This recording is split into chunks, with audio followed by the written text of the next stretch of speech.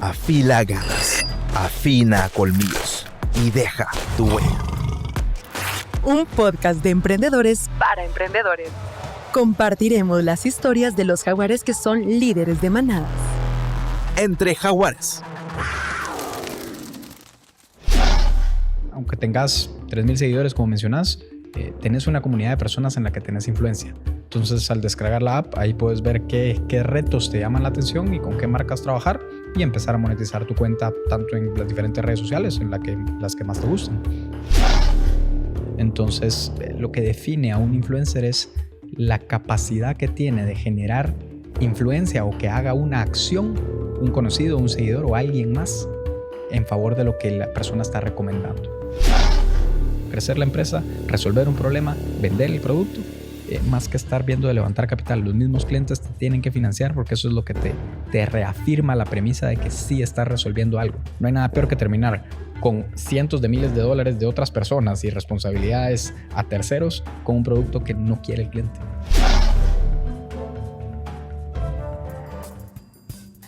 Bienvenidos a Entre Jaguares, amigos, amigas. Hoy tenemos a un invitado especial, el señor Rodrigo Maselli, creador de la plataforma True. True es una plataforma de marketing boca en boca creada en Guatemala que está creciendo de una manera muy acelerada, ya con presencia en varios países, y vamos a tener el gusto de que nos cuente un poquito de cuáles han sido sus aprendizajes en este camino del emprendimiento. Rodrigo, bienvenido. Muchas gracias aquí por la invitación. Es un gusto participar con ustedes. Rodrigo, cuéntanos, para todos aquellos que no somos expertos en marketing digital y que no tenemos tal vez conocimiento de cómo puede funcionar una plataforma de marketing boca en boca, ¿cómo funciona True y cómo funciona el modelo de negocio?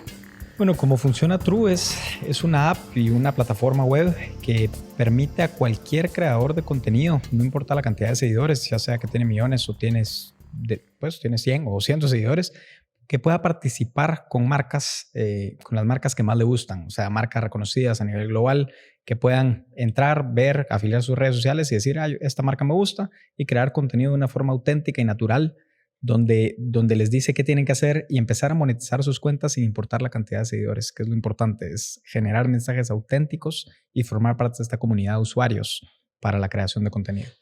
Entonces, para entender, Rodrigo, si yo soy una persona que tiene 3,000 seguidores en redes sociales y tal vez tengo buenos números de engagement, mucha gente ve mis historias, la gente likea mis fotos, yo pudiera descargar tu plataforma y empezar a monetizar mi red social, ¿así es?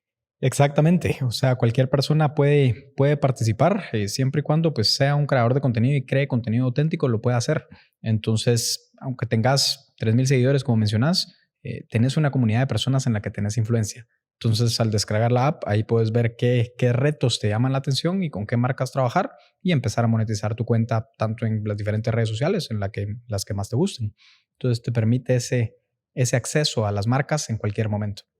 Rodrigo, a ver, hablemos un poco del potencial que pueden tener los influenciadores en tu plataforma. O sea, supongamos que tenemos a alguien que tiene 5,000 seguidores, que tiene buenos números de engagement.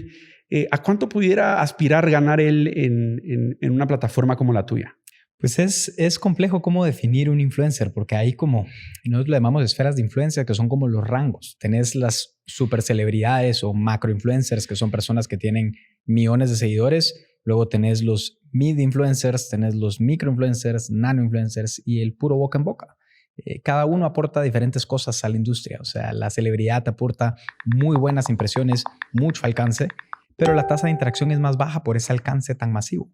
Mientras que cuando te vas bajando más hacia abajo, llegas a los puros creadores de contenido de marketing boca en boca, que son personas como cualquiera que esté escuchando este podcast, como yo, que tenemos 500 seguidores o 1,000 seguidores, pero que sus respuestas o sus contenidos tienen influencia en los demás. Pónganse como ejemplo cómo se pone de moda un restaurante, cómo deciden dónde ir. Es por el nivel de influencia de otras personas, de recomendaciones que les han hecho. Entonces, lo que define a un influencer es la capacidad que tiene de generar influencia o que haga una acción, un conocido, un seguidor o alguien más en favor de lo que la persona está recomendando. Entonces, como digo, hay diferentes escalas, pero hay un espacio para todos para, dependiendo de las estrategias de cada uno, lograr esos resultados. Y hablemos de usuarios. Rodrigo, ¿cuántos influenciadores hoy por hoy están en tu plataforma? O sea, si yo soy una marca y quiero utilizarla para pautar una campaña, ¿con cuántos influenciadores pudiera trabajar? Pues mira, en toda la región, desde México hasta Ecuador y un par de otros países de Sudamérica que estamos empezando a abrir, tenemos más de 26,600 truers afiliados en la plataforma que forman parte de campañas, que entre todos tienen una influencia total de 62 millones de personas. Entonces eso ya te permite tener los diferentes segmentos, los diferentes grupos, intereses, comportamientos, patrones de consumo, todo para una segmentación que realmente una campaña llegue a las personas que tienen que llegar. Ir acumulando estos usuarios es una parte del reto, que es ir formando esta comunidad de personas que todos quieren crear contenido para marcas y realmente vivir una vida auténtica detrás de esas recomendaciones. Entonces hemos encontrado ese match con las personas de poder generar dinero haciendo esto y pues 26,000 personas están de acuerdo que esta es la forma correcta de participar en estas campañas. Y hablemos un poco de la historia de True, Rodrigo. ¿Cuándo la empezaste? ¿Cuánto tiempo te tardó en llegar a la escala que tienes ahora? ¿Y cómo ha sido el recorrido en ese proceso? La empresa la comencé hace 8 años. Ha sido un trayecto de emprendimiento como todos, pues complejos, tiene sus altos, sus bajos. Siempre digo que es como un electrocardiograma que va de arriba para abajo en el principio. Pero hace 8 años comenzamos y hace 5 aproximadamente empezamos la expansión regional que expandimos hacia Costa Rica, luego a Panamá, luego El Salvador, Honduras, Nicaragua, luego Caribe, México y ahora Ecuador. Y estamos abriendo Chile en este momento. Ha sido un trayecto que empecé solo, era mi computadora y yo, y a avanzar poco a poco, sin capital, sin nada, pero realmente ir viendo que hay un apetito de los clientes, que los clientes les estaba llamando la atención y empezar a avanzar sobre ese camino. Es un tema de perseverancia, es un tema de avanzar y de realmente resolver un problema a los clientes, que eso es lo que te hace que una empresa sea sostenible, es constantemente resolverle al cliente un dolor que tiene. Hablemos de esos tropezones, ¿verdad? ¿Cuál fue el mayor reto, el que más aprendizaje te dejó o bien el que pensaste que no ibas a superar? Pues en este mundo de emprender y hacer una empresa y empezar algo desde cero, la verdad es que tenés tantos más desaciertos que aciertos. Y tengo memoria de unos cuantos, pero la verdad es que son cientos las metidas de pata, algunos hasta culpa de uno, pues uno metió la pata. Tengo un par de desaciertos interesantes que son mucho aprendizaje. El primero es cómo comunicarse con un equipo de desarrollo técnico, que es un reto en sí mismo, porque pareciera que son dos diferentes lenguajes. Y estar hablando para realmente plasmar esa visión de lo que queremos que haga la app, lo que queremos que haga la plataforma, la data que queremos poder mostrar. Poder realmente comunicarnos con estas personas del equipo para ir desarrollando eso, que ha tenido sus tropiezos porque al no poder comunicar bien uno tiene sobrecostos, uno tiene problemas o problemas en la app que eventualmente se puede volver inoperable para un gran grupo de personas y tiene costos altos. Justo tuvimos, recuerdo, tal vez uno de los tropezones más grandes fue hace unos años donde tuvimos una crisis de estar sobrevendidos y la plataforma empezó a fallar. No teníamos el inventario de usuarios suficientes para cumplir a los clientes, porque la demanda era tan grande que empezamos a tratar de entregar. Tuvimos sobrecostos en más personas para poder suplementarlo con trabajo manual. Pero esas son las cosas que yo creo que todo emprendedor debería de saber sobre tecnología, que es lo que te permite escalar, pero entender, si no a programar, yo no sé programar, pero entender realmente cómo comunicar esas ideas, esa visión para poder aterrizarlo en un desarrollo y evitar esos tropezones de cuando ya estás montado en el tobogán ya no te puedes bajar. Entonces poder resolver en el momento, y eso fueron los tropezones más duros que tuve. Hablemos de cómo nace True. ¿Cómo empiezas el negocio? ¿Era una idea que pusiste tu plata para empezarla? ¿Levantaste capital? ¿Fuiste a solicitar un crédito? ¿Cómo logras darle vida a True? Pues es simpática la historia, porque yo tenía 18, 19 años cuando empecé. Y tuvo sus retos. No levantamos capital en ningún momento. Empecé empezó algo totalmente diferente la empresa. Era una empresa de modelaje digital en Estados Unidos. Eso es lo que queríamos lograr porque no existía todavía todo este tema de nanoinfluencers, microinfluencers, habían las celebridades y los que no eran celebridades. Entonces formamos esta empresa y después de todos los retos de subestimar qué tan difícil es entrar al mercado de Estados Unidos, nos decidimos por irnos en Guatemala a desarrollar la empresa aquí. Y digo decidimos, aunque era mi compu, mi personalidad y yo. Eso era todo lo que había en la empresa. Entonces, empezar a vender a los clientes, empezar a ofrecerlo, que nosotros lo podemos manejar, podemos hacerlo bien, todo con grupos de WhatsApp súper desordenado y súper a la mano, antes de desarrollar la plataforma, hasta que vimos ese interés que los clientes ya iban pagando, les iba gustando, y saqué una tarjeta de crédito que era como un extra financiamiento súper caro, mercenario el interés, pero permitió, yo no tenía ninguna capacidad de pago si no funcionaba, o sea, sí me metí por completo en el tema y eso es lo que ayudó a financiar esos inicios para poder empezar a contratar a las primeras personas, a poder consolidarlo como empresa y así fue como fue evolucionando, porque la industria de capital de riesgo es un poco carente por sus razones y tiene sentido de por qué, entonces toca por las propias pistolas ir avanzando. Y yo como patojito no tenía cómo empezar a hacerlo y por eso tuve que recurrir a un crédito y eso es lo que nos fue avanzando. La única vez que tuvimos algo cerca a un intento de inversión fue en la pandemia, hace unos 4 años, que un fondo se nos acercó y nos dijo, quiero invertir en ustedes. Hicimos todo el análisis, la evaluación, que fue todo un tema de aprendizaje ahí. Pero al final nosotros decidimos no aceptar la inversión y seguir con nosotros mismos financiándonos con el crecimiento mismo orgánico de la empresa y del éxito que hemos tenido, que los clientes les hemos logrado resolver alguno que otro problemas. Tocaste un tema interesante, ¿verdad? Primero que recibiste una propuesta, un fondo de inversión para invertir en tu empresa. Asumo que era un fondo local, ¿verdad? Y que pues tomaron la decisión de no aceptar la inversión.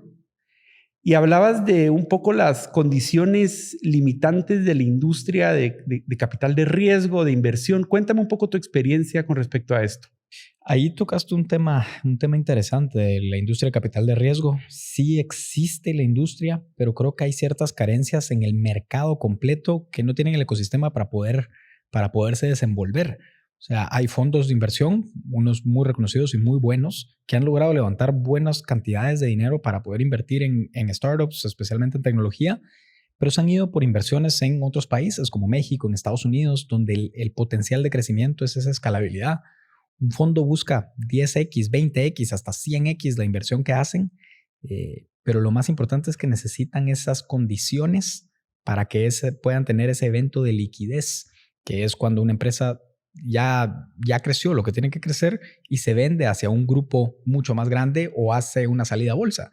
Y lastimosamente en Guatemala y en toda la región centroamericana, esa como liquidez de empresas y transacciones entre empresas son muy limitadas. Entonces sí veo que es un reto para los fondos poder invertir en Guatemala porque el fondo no le interesa quedarse perpetuamente con las acciones de la empresa. Quiere que esa empresa se venda y poder capitalizar esa inversión. Entonces yo creo que esas son las limitantes, pero al final ese trayecto en trabajar con este fondo para un posible inversión que estábamos viendo, tuvo muchísimo aprendizaje porque te llegan como a ordenar la casa, porque te piden tantas cosas que no tenés, entonces te toca irlas a desarrollar y realmente un día escuché que levantar fondos es un trabajo a tiempo completo y lo confirmo, o sea, tenías todos tus 8, 10, 12 horas de trabajo y encima cuando terminabas eso tenías que empezar a ver todo lo del fondo de levantamiento de capital y todos los requerimientos. Yo diría, no es el enfoque que debería de tener un emprendedor guatemalteco que está tratando de hacer algo, especialmente en tecnología. Debería hacer crecer la empresa, resolver un problema, vender el producto, más que estar viendo de levantar capital. Los mismos clientes te tienen que financiar porque eso es lo que te reafirma la premisa de que sí estás resolviendo algo. No hay nada peor que terminar con cientos de miles de dólares de otras personas y responsabilidades a terceros con un producto que no quiere el cliente. Entonces, el mismo cliente te tiene que estar marcando la pauta de cómo ir creciendo y siempre y cuando lo estés resolviendo, ahí vas a poder tener el capital de ellos mismos para poder crecer. ¿Qué consejo le pudieras dar a un emprendedor o un empresario en formación que tenga una buena idea, pero que no tenga acceso a capital, que no tenga amigos con dinero, que no tenga un patrimonio que pueda apalancar, ¿cómo puede esa persona empezar una empresa y darle vida a una idea? Yo le diría como consejo que llegue lo más lejos posible antes de empezar a pensar de que si necesita dinero o no necesita dinero. Muchas cosas y ahora más con estas herramientas de low code o no code pueden avanzar un montón sin necesidad de gastar tanto dinero. Pero como mencionaba hace un ratito, lo que te va a marcar si el negocio va a tener un futuro o no es el mismo cliente. Entonces, que el cliente te esté dando esa validación constante, estar escuchando al cliente, qué es lo que quiere, qué es lo que busca, es lo que te va a permitir seguir creciendo la empresa, invirtiendo lo que vayas facturando dentro de la misma empresa y empezar lo más formal posible. No ser cortoplacista o pensando solo en un mercado pequeñito. Guatemala tiene una posición geográfica súper interesante que hay que aprovechar. Si estás aquí y estás empezando un desarrollo, tenés a la vecindad el segundo comprador más grande de Guatemala después de Estados Unidos, que es México. Desarrollar cosas que resuelvan una necesidad pareja a la mayor cantidad de personas posibles. Entonces, mi recomendación sería no sobreestimes la cantidad de dinero que se necesita para empezar una empresa. Se puede empezar con algo chiquito, facturas un poquito, eso lo usas para seguir creciendo, facturas otro poquito, eso seguís. Suena muy trillado, pero esa es la forma, así lo empezamos nosotros. Yo creo que ese riesgo que tomé yo de una tarjeta de crédito, extrafinanciamiento y todo, no se lo recomiendo a nadie. Si te gusta dormir, no te lo recomiendo. Entonces, eso es un poquito de lo que yo diría, es echar para adelante y empezar a vender. Después construís el producto, pero vender. Si no se vende, de nada te sirve construir un producto que nadie quiere. Entonces, sale a vender, que el cliente te lo compre, que el cliente lo quiera y ya con eso puedes construir ese producto. Entremos un poquito, Rodrigo, en lo que es el marketing boca en boca, porque lógicamente uno cuando habla de boca en boca piensa en el amigo que le recomienda, que le hace una referencia, que probó algo que es muy bueno, pero ¿cómo funciona esto en el mundo de las redes sociales y el marketing digital? Sí, si miras historias en Instagram, cada cuánto te vas a topar alguien que está tomando una historia en un hotel que está en un restaurante que fue. Eso también es boca en boca, o sea, es como la modernización del mismo. En grupos de WhatsApp, todo eso es parte de esa industria de boca en boca. Entonces, al final, la tasa de conversión de que vos le hagas caso a tu amigo, a tu primo, a alguien que conoces cercanamente y te recomienda un producto es muchísimo más alta. Entonces, por ejemplo, cuando quieres comprar un carro, ¿qué es lo primero que haces? Le preguntas a la gente qué le parece, qué piensa, qué es esto, a tus amigos, a tu esposa, a esposo, a tus papás. El tema del boca en boca es que te da la validación social y está basada en comportamiento humano, que nosotros empezamos a hacer estudios clínicos para entender un poco el comportamiento humano en el tema de boca en boca y nos demostró que hay 3 factores importantes de cómo se genera la influencia. Y esos 3 factores pues tienen sus términos científicos, pero son básicamente qué hacen los demás, qué aprueban los demás y qué tanto me parezco a los que lo están haciendo. Si tenés esos 3 factores, tenés una influencia sobre esa acción. Entonces el boca en boca es simplemente una recomendación personal y una empresa como True lo que hace es te permite automatizar, tener cientos o miles de esas recomendaciones personales todo el tiempo, todos los días. Pero es la forma, o sea, el marketing boca en boca es el mejor tipo de marketing que hay, simplemente porque así se formó el mundo y la gente confía en las otras personas. Y eso es un poco del tema de boca en boca. Tiene un fundamento científico, tiene un fundamento práctico y realmente es como se mueven los productos. Se nos acabó el tiempo. Rodrigo, muchísimas gracias por haber compartido con nosotros este espacio. Muy interesante todo lo que aprendimos. Y a todos los jaguares los invitamos a seguir sintonizando el podcast y de inscribirse. Y hasta a punto de cerrarse la convocatoria para todos aquellos que tienen empresas y quieren competir por $1 millón de quetzales en publicidad para potencializar su negocio. Ahora es su oportunidad. Rodrigo, muchas gracias. Hasta luego. Y hasta aquí llegó nuestro rugido. Ahora te toca a ti afilar garras, afinar colmillos y dejar tu huella en el mundo. Porque detrás de cada emprendimiento hay un gran jaguar. Entre Jaguares Podcast, gracias a Mastercard, Banco Industrial, Tigo Business,